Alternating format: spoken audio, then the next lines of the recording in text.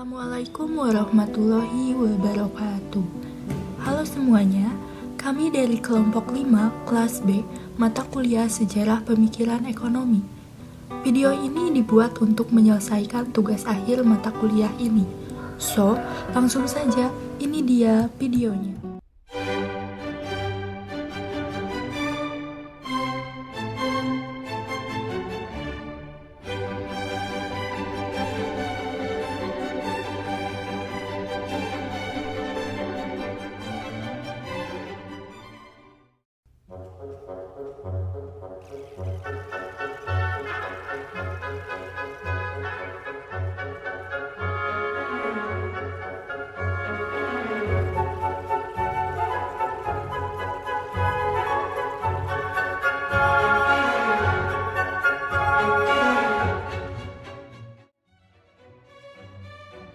Aliran pemikiran ekonomi adalah beragam pendekatan dalam sejarah pemikiran ekonomi. Pemikiran ekonomi dibagi menjadi 3 tahap, yakni pra-modern, modern awal, dan modern. Dan yang akan menjadi pokok pembahasan kita kali ini adalah mengenai pemikiran ekonomi modern atau ekonomi klasik.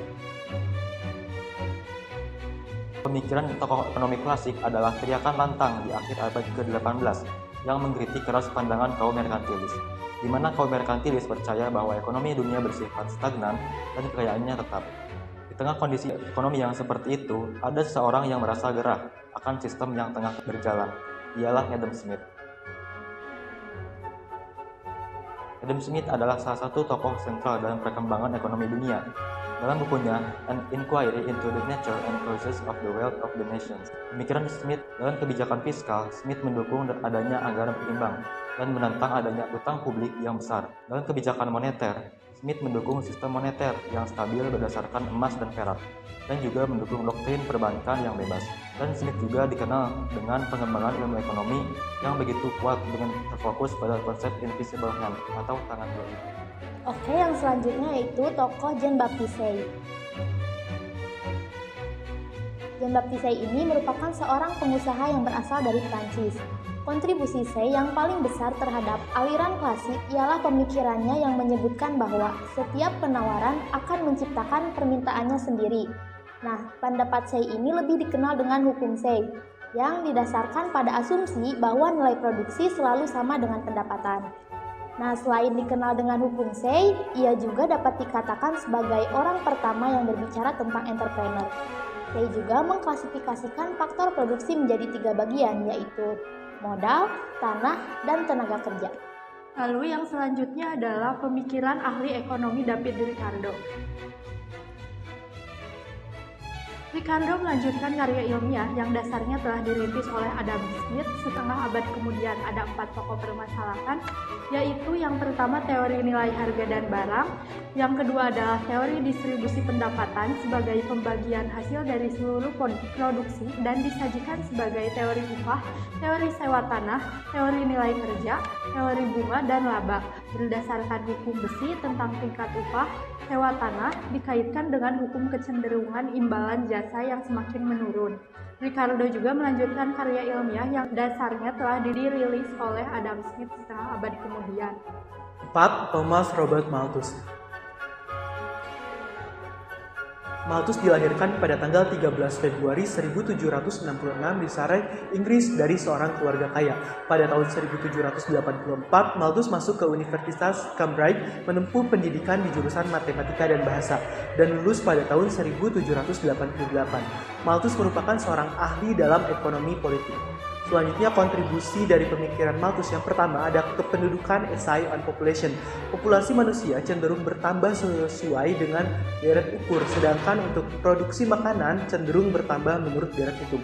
Maka yang terjadi adalah krisis di mana sumber daya alam tidak bisa memenuhi kebutuhan manusia yang terus bertambah.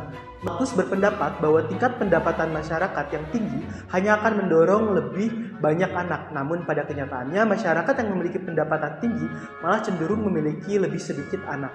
Namun dengan adanya pendapatan yang tinggi tidak lagi menambah kebanyak anak. Yang kedua ada hukum pendapatan yang menurun atau kelangkaan.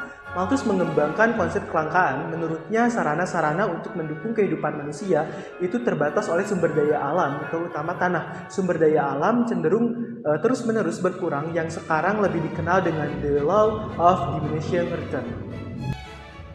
Tokoh selanjutnya yaitu John Stuart Mill.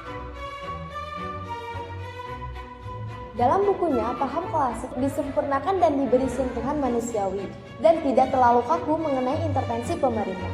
Mill memperbolehkan campur tangan berupa peraturan dan kebijakan yang dapat membawa ke arah peningkatan efisiensi dan penciptaan iklim yang lebih baik sehingga tiap aktivitas ekonomi dapat menjadi lebih baik. Yang selanjutnya yaitu Mill menaruh perhatiannya terhadap nasib pekerja, anak-anak, dan merekomendasikan legislasi untuk melindungi buruh, anak-anak dalam memperbaiki kondisi hidup para buruh. Selanjutnya yaitu ia menyebut dirinya seorang sosialis meskipun pemikiran-pemikirannya sering dikelompokkan ke dalam pemikiran klasik. Setiap ahli ekonomi memiliki pemikiran yang berbeda-beda. Tetapi prinsip utama dalam mazhab klasik adalah kepentingan pribadi atau self-interest dan semangat individualisme atau laissez-faire. Kepentingan pribadi merupakan kekuatan mendorong pertumbuhan ekonomi dan kekuatan untuk mengatur kesejahteraannya sendiri. Berdasarkan prinsip tersebut, para penganut mazhab klasik percaya bahwa sistem ekonomi liberal atau sistem di mana setiap orang bebas melakukan kegiatan ekonomi apa saja yang bisa mencapai kesejahteraan masyarakat secara otomatis. Kebebasan individu lah yang menjadi inti pengembangan kekayaan bangsa.